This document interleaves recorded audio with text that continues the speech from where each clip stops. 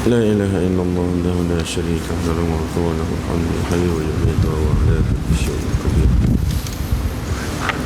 ولا حول ولا قوة إلا بالله العلي العظيم. السلام عليكم ورحمة الله وبركاته. أعوذ بالله السميع العليم من الشيطان الرجيم. بسم الله الرحمن الرحيم. الحمد لله رب العالمين، والصلاة والسلام على أشرف الأنبياء والمرسلين سيدنا محمد وعلى آله وصحبه أجمعين. اللهم افتح علينا حكمتك وانشر علينا من خزائن رحمتك يا أرحم الراحمين. ربنا اشرح لنا صدورنا ويسر لنا أمورنا واحلل عقدة من ألسنتنا يفقهوا أقوالنا. اللهم ذكرنا ما نسينا وعلمنا ما جهلنا. سبحانك لا علم لنا إلا ما علمتنا إنك أنت العليم الحكيم. وصلى الله على سيدنا محمد وعلى آله وصحبه وبارك وسلم والحمد لله رب العالمين. أعوذ بالله من الشيطان الرجيم.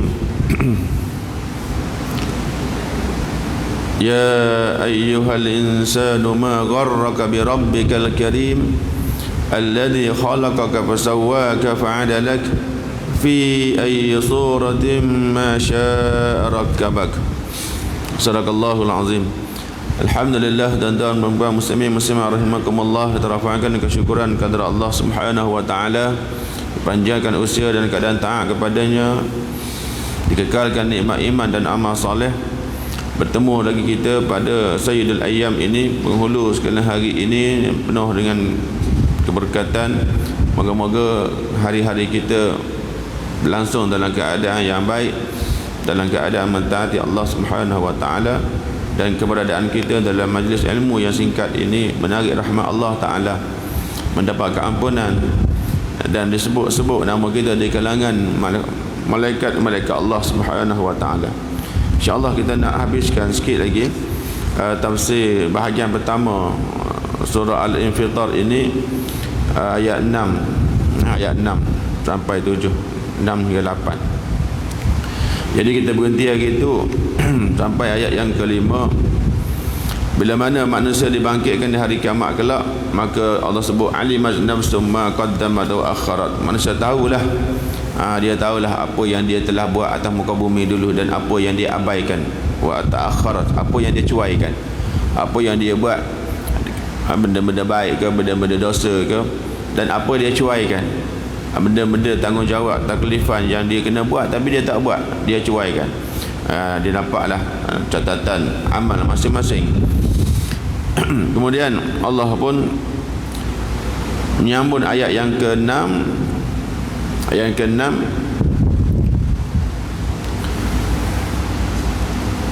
Allah bentangkan persoalan kepada manusia. Ya ayyuhal insan, wahai manusia. Manusia, apa yang telah memperdayakan kamu? Gharraka ma gharraka bi rabbikal karim. Apa yang telah memperdayakan kamu sehingga kamu berbuat derhaka kepada Tuhanmu yang Maha Pemurah, yang telah menciptakan kamu, allazi khalaqaka, menciptakan kamu, lalu menyempurnakan kejadianmu dan menjadikan susunanmu seimbang. Tubuh kita seimbang, sesuai. Maksudnya kata sini, wahai manusia yang mengetahui kesudahan alam. Kita tahu kesudahan alam, manusia semua tengok alam ni berlaku kebinasaan. Kita tahu kesudahan alam ini binasa semua sekali. Yang hidup mesti mati, yang ada, yang baik mesti rosak. Wahai manusia yang mengetahui kesudahan alam, termasuk diri kamu sendiri. Kamu tengok kematian hari-hari. Apakah yang memperdayakan kamu dan menjadikan kamu berani menderhakai Tuhanmu yang mulia? Mulianya Allah yang memberi pelbagai nikmat kepada kamu di dunia ini. Al-Karim, mulia Allah Ta'ala memberikan pelbagai nikmat kepada kamu atas muka bumi ini. Antaranya dia telah menjadikan kamu daripada air mani. Jadi pada air kita ni, Allah ciptakan kita daripada air yang tidak ada sebarang daya kekuatan, bahkan hina kita, dijadikan kita makhluk yang sempurna, yang baik, ahsan taqwim, baik kejadiannya. Allah firmankan dalam surah Al-Mu'minun, walaqad khalaqnal insana min sulalatin min tin. Sesungguhnya kami telah ciptakan manusia daripada saripati tanah, air mani Nabi Adam. Dan Nabi Adam sendiri daripada tanah.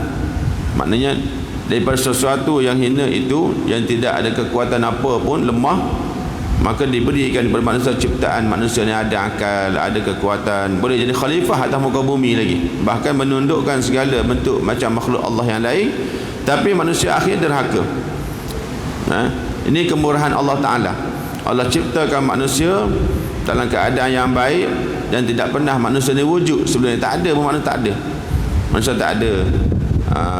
Maka Allah ciptakan manusia sempurna ciptaan Allah Ta'ala, bentuk yang paling baik zahirnya. Dari zahir tengok bentuk manusia yang paling baik.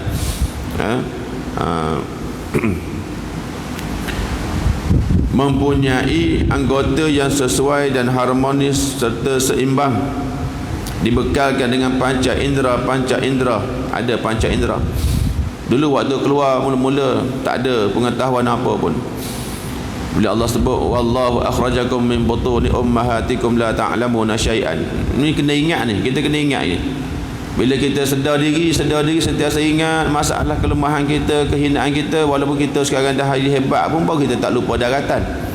Orang yang berjaya, kalau dia ingat asal usul dia tak akan jadi sombong.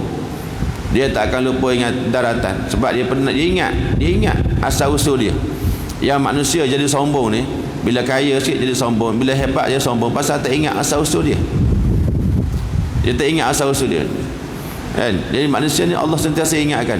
Kamu ingat, wallahu akhrajakum min butuni ummahatikum la ta'lamuna syai'an, dan Allah yang telah mengeluarkan kamu dari perut ibu-ibu kamu, perut ibu kamu, kamu tidak mengetahui sesuatu apa pun. Tak tahu benda, kosong, keluar kosong. Kemudian barulah Allah jadikan pendengaran. Wa ja'ala lakumus sam'a wal absara wal af'idah. Kemudian dia jadikan kamu pendengaran, absar penglihatan, baru kita mengerti. Tengok kipas, tahu benda tu kipas. Tengok mak kita, kenal itu mak kita. Mula-mula tak tahu, tengok blur je, tak tahu benda pun. Sekarang tengok kita faham. Tengok kita faham. Dengan tengok tu kita faham apa maksud ni, kan? Sebab Allah bagi fahaman melalui apa yang kita tengok. Absara wa ja'alakumul sam'a, pendengaran, dengar tahu, ini suara sekian-sekian, ini suara sekian-sekian, dan faham ini kehendaknya sekian-sekian, ini kehendaknya sekian-sekian. Kita faham. Bukan setakat dengar tanpa tahu apa-apa, dengar tak mengerti. Dengar dan mengerti. Wal absar wal afidah, kan? Diberikan pula pendengaran panca indera, penglihatan, kemampuan berfikir, afidah, anggota untuk kita berfikir, faham, hati-hati. Ini semua Allah bagi. Inilah murahnya Al-Karim, yang disebut Al-Karim. Ma gharraka bi rabbika Al-Karim, Karim yang maha pemurah ni. Ya Allah bagi semua tanpa minta bayaran. Tanpa minta bayaran, kan? Cuma tanggungjawab kita kena buat. Menyembah Allah Ta'ala itu tanggungjawab, tugasan kita. Tugasan, bukannya nak bayar. Kita wajib bertanggungjawab, bukan kita nak bayar. Allah dah bagi kita macam-macam, kita pun sembahlah Allah sebab nak bayar balik hutang, kan? Memang tanggungjawab kita untuk menyembah Allah Ta'ala. Hak Allah disembah. Kita pun tanggungjawab kita untuk menyembah Allah Ta'ala. Itu tujuan hidup kita diciptakan Allah Ta'ala. Tapi ada di kalangan manusia yang terpedaya sehingga mereka ingkar kufur dengan Allah Ta'ala. Jadi bila sebut ya ayyuhal insan, wahai manusia, dalam ayat ini secara lebih tepat merangkumi semua orang yang buat maksiat. Jadi ya ayyuhal insan, wahai manusia, maknanya manusia yang terpedaya yang buat maksiat pada Allah Ta'ala ni. Allah tanya ni, tuju kepada manusia yang buat maksiat semua sekali. Walaupun dia kata kerana khususnya sesuatu sebab, ini masalah tafsir ni, khususnya sesuatu sebab tidak mencacatkan atau menghalang umumnya sesuatu lafaz. Dalam belajar memahami Quran ini satu kaedah al-ibrah bi umumil lafzi la bi khususis sabab. Walaupun sebab khusus dah sebab turun ayat ni untuk Ibnu Abi Khalaf kan. Kita baca itu Ibnu Abi Khalaf, Ubay bin Khalaf turun untuk dia dah ayat ni. Tapi walaupun turun untuk dia, umum semua sekali manusia yang bersifat dengan sifat begitu, sifat derhaka, sifat berbuat maksiat, kena semua sekali walaupun ayat ni turun untuk dia. Ini maknanya khusus turun ada sebab dia, ada sebab khusus, tapi kita guna pakai untuk semua orang. Al-insan itu bukannya Ubay bin Khalaf seorang, bukan Ubay bin Khalaf seorang, walaupun turun ayat untuk dia, guna untuk semua manusia. Itu maknanya ayyuhal insan, semua manusia yang buat maksiat. Guna pakai untuk umum, siapa-siapa.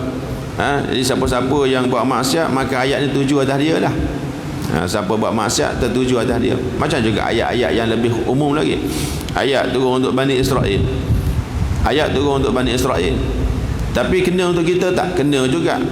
Jadi kalau kita buat benda sama, walau umat Rasulullah buat benda sama je, maka ditegur juga melalui ayat itu, walaupun ayat itu turun sebab dia masalah Bani Israel. Cerita dia. Kemudian lebih jauh Allah menyifatkan dirinya dalam ayat dengan sifat Al-Karim. Ma gharraka bi rabbika Al-Karim, sifat karim. Sifat mulia ini boleh menyebabkan seseorang terpedaya dengannya. Sebab Allah ni Maha Pemurah, Maha Karim.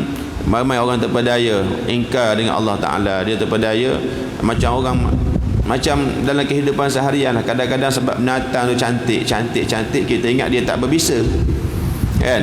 Pasal dia cantik, ingatkan tak berbisa, nak pegang. Bila pegang baru tahu bisanya, kena patuh ke, kena gigit ke, ada bertajam ke, nampak macam cantik, macam tak berbisa. Rupa-rupanya terpedaya pegang kan, pegang binatang tu. Maka Allah ni pemurah, ingatkan tak apalah, lawan je, tak dengar perintah Allah Ta'ala. Sebab Allah tak ambil tindakan pun, masih hidup mewah lagi. Walaupun saya ni tak semayang, saya ni buat maksiat, saya hidup mewah je, tak ada masalah. Ni dia terpedaya dengan Al-Karimnya Allah Ta'ala, Maha Pemurahnya Allah Ta'ala. Allah bagi, dia rasa tak apa, tak ada apa. Walaupun saya ni bukan taat sangat perintah Allah Ta'ala, lawan Allah hari-hari pun saya masih makan kenyang lagi, tak lapar makan. Maka dia dapat semua. Maka sebab apa? Sebab apa dia dapat? Walaupun dia lawan Allah Ta'ala, Allah masih bagi makan kat dia, masih bagi sehat kat dia, masih bagi untung bisnes dia. Pasal apa? Sebab Allah ni Al-Karim, Maha Pemurah kan. Allah bagi ya semua. Jadi kadang-kadang disebabkan sifat murah ini, Allah ni terpedaya ramai orang sehingga mereka kekal dalam keadaan kufur dengan Allah Ta'ala. Dalam masa yang sama menikmati pelbagai nikmat yang Allah bagi pada mereka. Oleh itu kemuliaan mungkin menjadi sebab kepada keadaan terpedaya. Sebenarnya Allah menyesali sikap manusia. Allah menempelak sikap manusia yang terpedaya itu kerana manusia tidak tahu bahawa kemuliaan dan sifat pemurah Allah lahir daripada hikmahnya, hikmah Allah Ta'ala. Allah Maha Hakim kan, Maha Bijak. Manakala hikmah itu menuntut kewaspadaan, sekalipun mungkin pembalasan ditangguhkan. Walaupun kita tidak menerima apa-apa masalah, kita kena sentiasa berwaspada kan, kena berwaspada. Bukan bermakna orang yang dalam keadaan nikmat, dalam keadaan bahagia, dapat pelbagai benda dia nak, itu dia dalam keadaan reda. Allah reda dengan dia, belum tentu lagi. Kena faham tu. Sama juga orang yang hidup dalam keadaan susah, musibah kan, jatuh ditimpa tangga, bukan bermakna Allah benci, murka dengan dia. Semuanya berlaku dengan penuh hikmah. Allah nak melihat keadaan manusia tersebut, adakah kekal dia hamba Allah yang taat atau sebaliknya. Jadi kadang-kadang ditangguh sebenarnya. Macam satu ayat Allah sebut kepada kita, surah Ali Imran, wala yahsabanna alladhina kafaru annama numli lahum khairul li anfusihim. Janganlah orang-orang kafir yang ingkar dengan Allah Ta'ala, menentang Allah Ta'ala, menyangka bahawa kami tangguhkan azab, seksa, pembalasan ke atas mereka itu baik untuk mereka. Walaupun mereka lawan macam-macam, tapi mereka tidak dapat musibah, tak dapat bala kan? Tak dapat bala pun, hidup bahagia je. Jangan ingat penangguhan azab itu khairul li anfusihim, baik untuk diri mereka. Sebab apa? Allah sebut innama numli lahum liyazdadu isma, sesungguhnya kami tangguhkan pembalasan azab mereka di atas dosa-dosa yang mereka buat itu, liyazdadu isma, untuk menambahkan lagi dosa-dosa mereka. Sebab mereka makin hanyut, tak timbul rasa nak bersyukur, nak bertaubat, makin hanyut. Makin hanyut, makin banyak dosa yang dia buat. Liyazdadu isma, nak tambah dosa. Bila makin bertambah dosa, azab makin pedih menanti. Kan? Jangan ingat kamu tak kena apa-apa seronok. Tak berdosa, tak ada apa. Allah tangguh tu bukannya apa. Liyazdadu isma, maka menambahkan lagi dosa-dosa. Sebab makin hanyut mereka, makin tenggelam mereka dalam kekufuran, kemaksiatan, tidak timbul rasa syukur, nak bertaubat, tak ada apa. Sebab apa? Dia dalam penuh kesenangan, walaupun dia ingkar dengan Allah Ta'ala. Semua tu liyazdadu isma, tambah je dosa. Maka Allah janjikan bagi mereka walahum azabum muhin, bagi mereka azab yang pedih. Ini cerita bila mana Allah nak jelaskan manusia. Dalam keadaan Allah Maha Karim itu, kamu masih lagi terpedaya, kan? Ada pendapat mengatakan bahawa manusia telah diperdayakan oleh seterunya yang menguasainya, iaitu syaitan. Satu pendapat. Ada pendapat mengatakan terpedaya manusia dengan sebab pemurahnya Allah Ta'ala. Ada pendapat mengatakan terpedaya dengan manusia ingkar dengan Allah sebab seteru dia, syaitan, iblis, kan? Ada hadis yang kita baca itu, terpedayanya manusia sebab apa? Sebab jahilnya mereka. Sebab dah jahilnya mereka kepada Allah Subhanahu Wa Ta'ala. Jadi ini banyak pendapat lah. Tapi nak ceritanya apa? Terpedaya, manusia terpedaya. Apa sebab sekalipun, hakikatnya dalam ayat ini Allah mencela sifat manusia yang terpedaya, melakukan keingkaran, kemaksiatan terhadap Allah Ta'ala. Itu dia punya poin dia. Sebab tu tak kisahlah sebab apa pun, kan? Sebab apa pun. Kalau orang gagal periksa, budak sekolah periksa dapat gagal periksa, sebab apa pun tak kisah, hakikatnya kau gagal, dah habis cerita, kan? Sebab tak baca buku ke, sebab malas ke, sebab tidur kuat ke, sebab main game banyak ke, sebab tak kisah, hakikatnya engkau gagal, dah habis cerita. Gagal. Yang sini sebab apa sekalipun terpedayanya, hakikatnya ceritanya awak telah melakukan maksiat terhadap Allah Ta'ala. Awak melakukan maksiat derhaka, kufur dengan Allah Ta'ala. Nak ceritanya itu. Maka akibat orang kufur sama je. Sebab apa sekalipun, kesannya sama je. Bila kufur dengan Allah Ta'ala, semua orang tahu kesan dia. Dan semua orang tahu kesan dia. Kufur hakikat, maka kafir dengan Allah Ta'ala, kesan dia neraka, kekal dalam neraka. Apa sebab sekalipun, kekal dalam neraka. Jadi tak timbul lah tak apa sebab-sebab. Yang pentingnya Allah nak bagi tahu bahawa manusia ni terpedaya dengan melakukan kekufuran. Bila manusia ingkar dengan Allah Ta'ala, buat maksiat lawan Allah Ta'ala, mereka sebenarnya telah terpedaya dalam hidup mereka. Maka Allah sebutkan antara contoh sifat karim Allah Ta'ala dalam ayat yang ke-8. Allah tanya, ma gharraka bi rabbikal karim, apa yang telah memperdayakan kamu terhadap Tuhan kamu yang Maha Pemurah. Maka Allah sebut ayat yang ke-8 contoh antara pemurahnya Allah Ta'ala. Alladzi khalaqaka ma gharraka bi rabbikal karim, apa yang telah memperdayakan kamu buat maksiat kepada Allah Ta'ala yang Maha Pemurah. Maka Maha Pemurahnya Allah Ta'ala ini alladzi khalaqaka, pertama dia menciptakan kamu. Bukan setakat cipta dalam keadaan lepas batuk tangga, tak. Fasawwaka fa'adalak, bukan cipta gitu-gitu je. Fasawwaka fa'adalak. Ayat yang ke-7. Tu satu, yang menciptakan kamu, menyempurnakan kejadian kamu. Fasawwaka fa'adalak, lalu kamu seimbang. Ayat ke-7. Allah cipta manusia dalam keadaan sempurna, dan juga fa'adalak, seimbang. Tubuh badan kita tak ada orang jalan tak betul, tinggi rendah tak ada. Allah cipta manusia cukup sempurna. Keperluan dia apa yang manusia perlukan hidup. Bila nak makan, manusia perlukan gigi. Allah bagi gigi atas muka bumi ini, kan? Sampai tahap kau dah berumur, dah berusia sikit lama dah, kan, gigi pun mula tanggal. Pasal apa? Ketika itu kita makan tak sama dengan makan waktu muda dah. Tak sama dah makan waktu muda dengan makan waktu berumur di hujung senja ni, tak sama dah. Dan sebab tu gigi pun dah buang lah, tak pakai dah, ingat dah.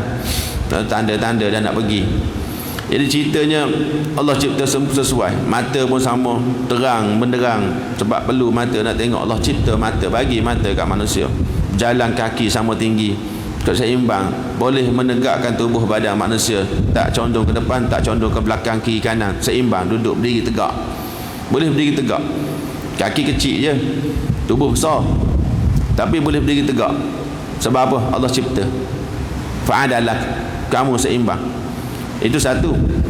Kemudian ayat yang ke-8, bermasa ayat ke-8, fi ayyi suratin ma syaa rakkabak, dalam bentuk apa sahaja yang dikehendakinya. Allah kehendaki bentuk kita ni ikut bentuk ayah kita ke, mak kita ke, ikut turunan kita, kan? Ikut rupa bentuk turunan kita, mak kita, ayah kita macam mana, ayah kita, pak saudara, datuk nenek moyang kita macam mana, Allah bentukkan ikut kehendak dia. Dan menyusun tubuhmu, fi ayyi suratin ma syaa rakkabak, dan dia menyusun tubuhmu. Allah menjadikan kamu menurut susun bentuk yang dikehendakinya. Menurut Allah mencipta kamu dengan perawakan yang paling tampan dan cantik. Paling tampan, paling cantik. Manusia lah makhluk yang paling cantik. Manusia lah makhluk paling cantik. Walaupun manusia kadang-kadang mengkagumi makhluk lain. Manusia mengkagumi bulan lah. Bila nak buat cantik je, umpamakan dengan bulan. Anti kal badri, anti kal qamari, awak macam bulan. Seumpama bulan lebih cantik daripada manusia. Musyabbah kan? Musyabbah habis. Dalam belajar ilmu balaghah, musyabbah habis mesti lebih kuat daripada musyabbah.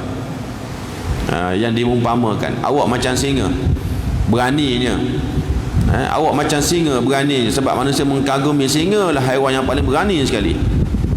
Singa lah haiwan paling berani. Maka bila nak kata awak manusia ni berani, maka dia umpamakan dengan singa.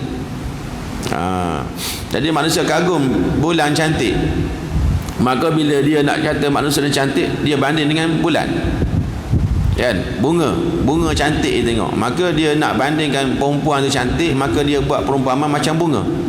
Sebenarnya yang paling cantik bunga kan manusia paling cantik, bukan bunga, bukannya bulan, tapi manusia. Dan biasalah tengok yang orang punya lebih daripada yang kita punya. Manusia dia tengok orang punya lebih apa yang dia punya. Dia suka benda orang. Ni manusia, dia suka dengan apa yang orang benda, sehingga dia lupa apa yang dia ada. Dia duk kejar apa yang orang nak, orang ada, sehingga dia lupa apa yang dia ada. Jadi bila dia tengok benda lain, makhluk lain, dia terpedaja kata, oh ni cantik. Dia sendiri lupa dia tu cantik. Dia lupa dia cantik. Itu yang dia tak puas hati dengan rupa bentuk fizikal dia. Tak puas hati rupa bentuk fizikal dia, pergi ambil plastik, tampar dekat hidung sikit, tampar dekat pipi sikit, jadi pembedahan plastik. Pasal tak puas hati. Tak puas hati dengan yang ori, ambil yang lokal. Kan? Dada dah cantik, pergi ambil plastik letak kat dada. Kan? Nak bedah biar besar sikit. Dia padahal Allah cipta dia dah cantik dah. Dan surah At-Tin, laqad khalaqnal insana fi ahsani taqwim, sesungguhnya kami telah menciptakan manusia dalam bentuk yang paling baik, paling cantik, paling sempurna. Ni Allah ingatkan manusia. Sebab tu kita tak boleh nak buat pembedahan plastik, pembedahan tanpa perlu. Tak boleh, haram mengubah ciptaan Allah Ta'ala. Benda dah paling cantik, awak nak ubah macam mana lagi, kan? Tapi manusia tak puas hati. Itu yang orang repair motor, beli motor cantik dah, tukar exhaust yang elok tu bunyi slow je bunyi, tak suka, tak puas hati. Nak suruh bunyi sama bunyi motor besar.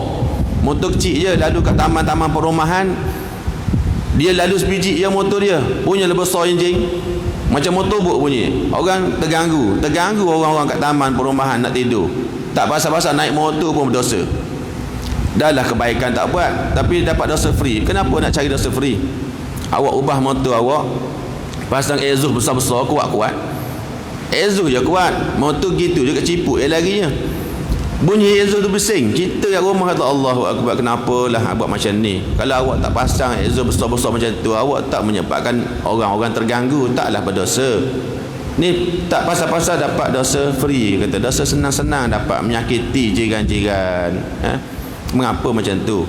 Padahal tak ada kebaikan pun yang dia buat. kilang keluar tu dia cantik dah, tak puas hati, ubah lagi. Bila ubah setahun 2 tahun cantik ya, sebulan 2 cantik ya, lepas tu mula merosot ada masalah, mesti ada masalah ya. Jadi bila Allah cipta manusia dah baik, kamu kena syukur dengan apa ciptaan Ta'ala. Ini sebab apa? Al-Karim. Walaupun dia tak beriman, lahir anak cantik juga anak dia. Anak dia cantik juga lahir, sempurna anak lahir. Walaupun dia tak beriman, tak semayang punya orang, tak syukur dengan Allah Ta'ala, makan makanan haram. Bila keluar baby, cantiknya anak ni. Tak ada keluar baby bermasalah. Oh, inilah pasal makan makanan haram ni, hidung tak ada sebelah. Tak ada. Dan bukan masalah makan makanan haram, awak langgar perintah, tak keluar zakat, tak semayang, awak lawan Tuhan, maka bila keluar baby awak bermasalah. Bukan sebab tu. Sebab Allah ni Karim. Dia cipta manusia, kita tak ada masalah. Allah bagi semua. Tapi dalam keadaan begitu pun masih manusia ni ingkar dengan Allah Ta'ala. Sebab tu Allah tempelak manusia, ma gharraka bi rabbikal karim. Allah tempelak, biar kau fikir balik. Ni bila manusia berfikir baru dia tahu. Bila tak berfikir, dia main langgar je, susahlah. Susah ya. Jadi ini ayat 1 hingga ayat 8 cerita berkenaan dengan tanda-tanda kiamat dan juga kutukan Allah kehadap manusia yang ingkar. Dapat nikmat, kekal nikmat, Allah tak tarik balik nikmat, tapi dalam keadaan dapat kutukan, laknat. Dapat kutukan atau laknat. Allah bagi ya, sebab tu kita jangan terpedaya bila tengok orang-orang yang kufur, orang-orang yang fasik ya, tapi dalam keadaan yang hidupnya macam bahagia. Jangan terpedaya. Hanya kita kata Allah suka dengan dia, tak ada. Sebenarnya inilah keadaan dilaknat. Tapi sebab Allah ni Al-Karim, Allah bagi macam-macam sesuai dengan usaha dia kan. Sesuai dengan usaha dia, takdir dia, adalah bahagian masing-masing. Jadi kita ada juga bahagian kita yang patut kita syukuri. Jadi bila kita merujuk kepada ibrah, pengajaran atau hukum hakam pada masa hidup, ayat ini pertama dia kata antara tanda-tanda kiamat ialah perubahan sistem alam. Tanda-tanda nak mati pun ialah perubahan cara hidup. Betul tak? Kita dulu jalan steady, jalan dah tak betul. Mata dulu terang, mata dah tak terang. Dulu kita otak clear je, mantap ingatan. Sekarang dah makin lupa kan, tak ingat aja. Kita punya sistem pencernaan dah kurang. Dulu sistem pencernaan okey je, otak, jantung okey, semua okey. Orang dah nak mati ni, sistem fizikal dia pun dah tak betul, dah tak stabil. Pemikiran dia pun dah tak betul. Perubahan. Itu manusia, perubahan. Kereta nak rosak, ada tanda-tanda dia. Kereta nak rosak, tanda-tanda dia. Kapal terbang ke atas nak jatuh, ada tanda-tanda dia. Bukan tiba-tiba dah bumi dah jatuh dah. Tak, ada tanda-tanda dia. Kapal terbang nak rosak. Maka alam ni nak rosak, dia ada tanda. Berlakulah perubahan sistem. Perubahan sistem terbelahnya langit yang kukuh binaannya. Langit yang tak pernah rosak tu terbelah, jatuh gugur. Bintang-bintang meluk air laut yang manusia pergi cari rezeki, duduk dekat laut. Ada yang duduk kat laut kan, cari macam-macam, tapi dah tak berguna lagi, meluap-luap panas, melimpah daratan.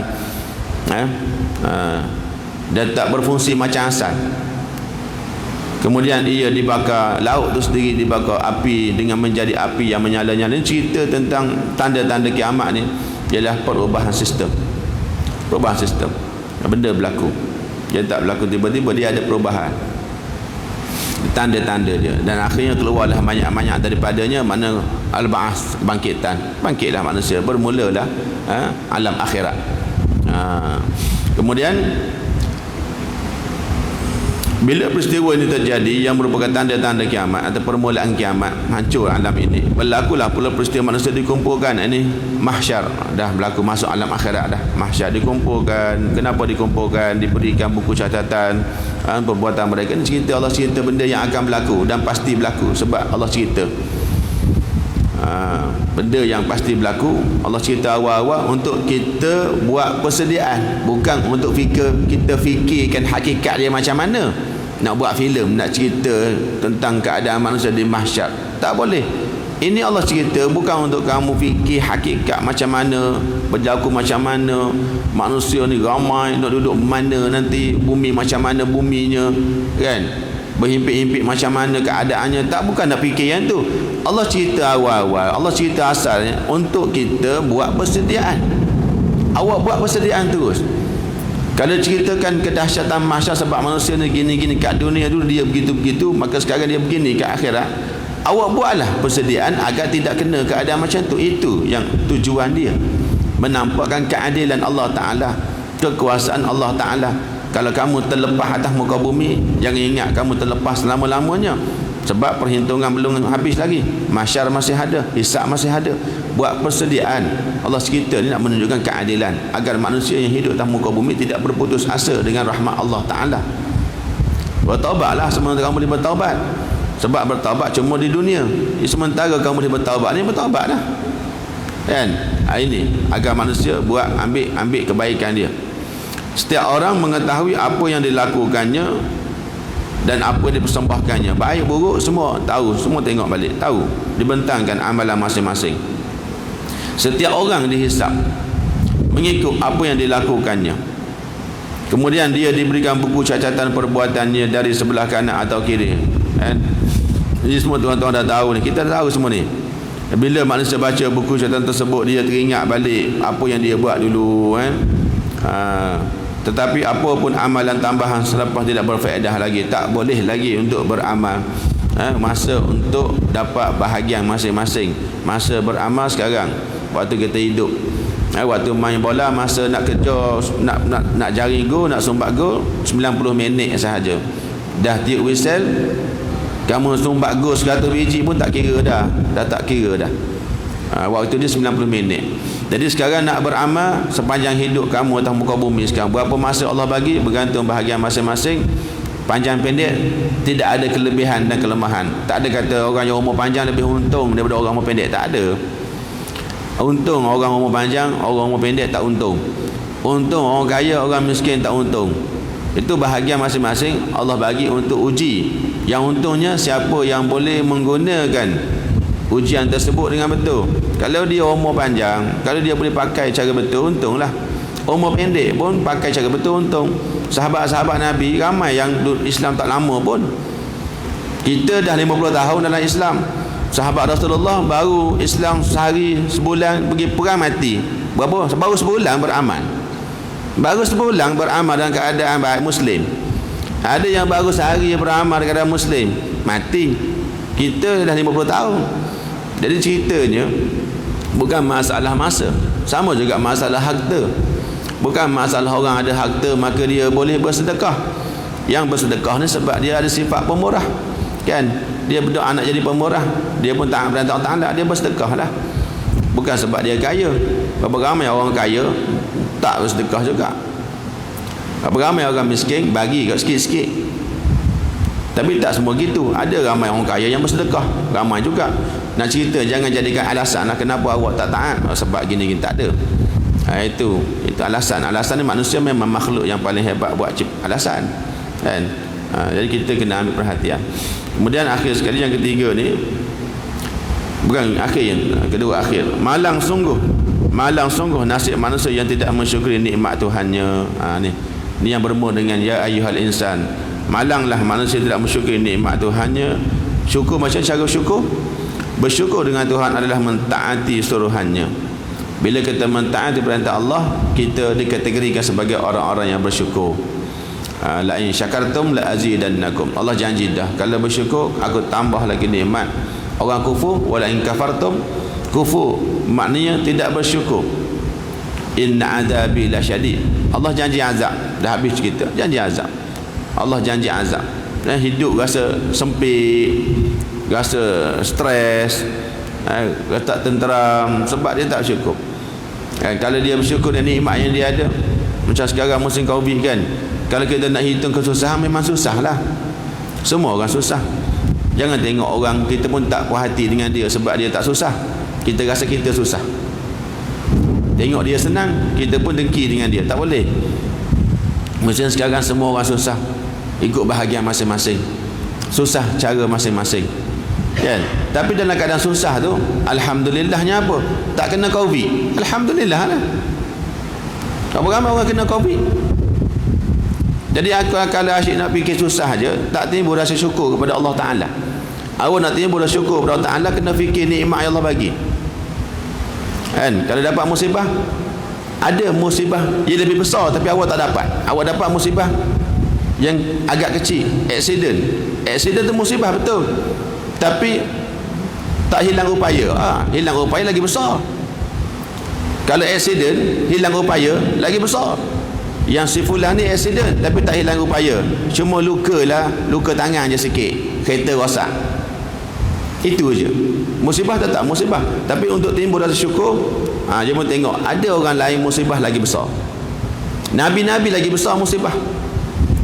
Kalau kita rasa kita ni miskin, susah, kan? Nabi Muhammad sallallahu alaihi wasallam bukan orang kaya-kaya. Nak banding kita dengan Nabi Muhammad sallallahu alaihi wasallam. Kita paling kurang balik rumah buka peti ais, ada makanan peti ais. Ada barang kat rumah nak makan. Nabi kadang-kadang balik rumah tak ada makan. Tak ada makanan. Itu yang berlaku ketika Nabi balik tanya Aisyah ada makanan, tak ada. Maka Nabi kata kita puasalah. Pasal tak ada makanan.